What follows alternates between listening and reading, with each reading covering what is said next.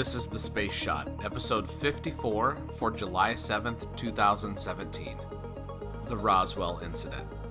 Hey everyone, welcome to The Space Shot, your daily space history, pop culture, and news fix. I'm John Molnix. Just over 1 year ago, on July 1st, 2016, I drove through Roswell, New Mexico. Sadly, I was just passing through, but it was one of the most fun pit stops I've ever made on a road trip. While I was there, and I didn't even know this was going on, I was able to catch the last day of the UFO 2016 festival. While there, I saw a roller skating alien, an inflatable alien that was advertising for a local car dealership, and more UFO memorabilia than I have ever seen before in one place.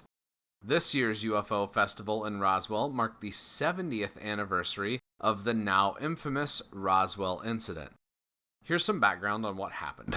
Supposedly in early July 1947, the U.S. government tried to cover up an incident involving a flying disc of some sort that had crash-landed near Roswell, New Mexico.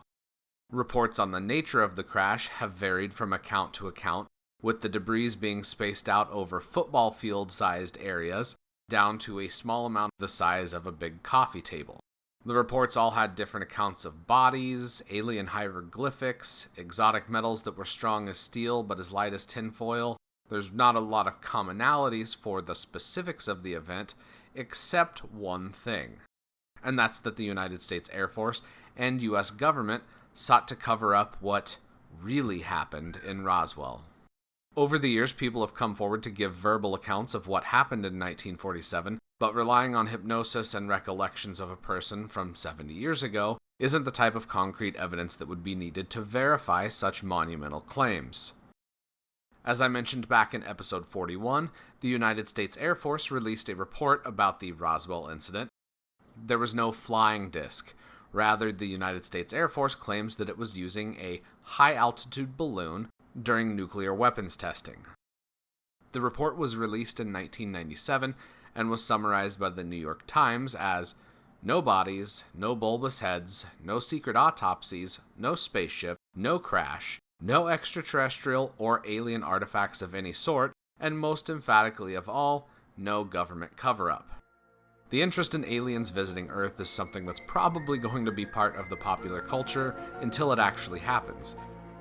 The combination of potential government conspiracies, advanced technology, and alien life helps stoke the imagination and get people asking the question, are we alone? Well, the truth is out there.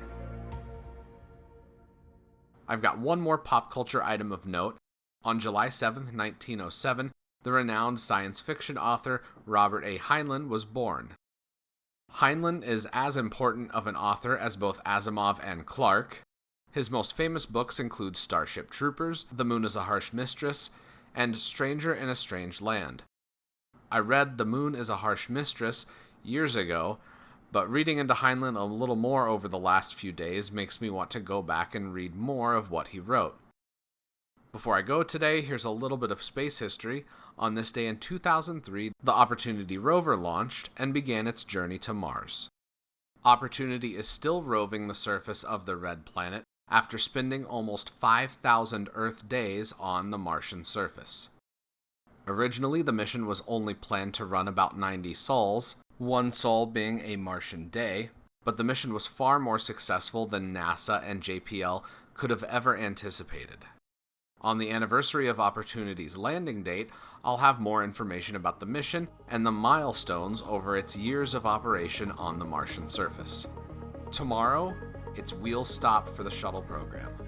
Thank you all for listening to the show. Producing a daily podcast takes a lot of time, and I would love if you could take just a second to leave a rating or review in iTunes.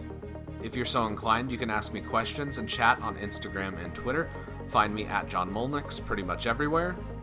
Subscribe to the podcast and share it with anyone you know that loves history, space, or pop culture. I'm John Molnix, and I'll catch you on the flip side.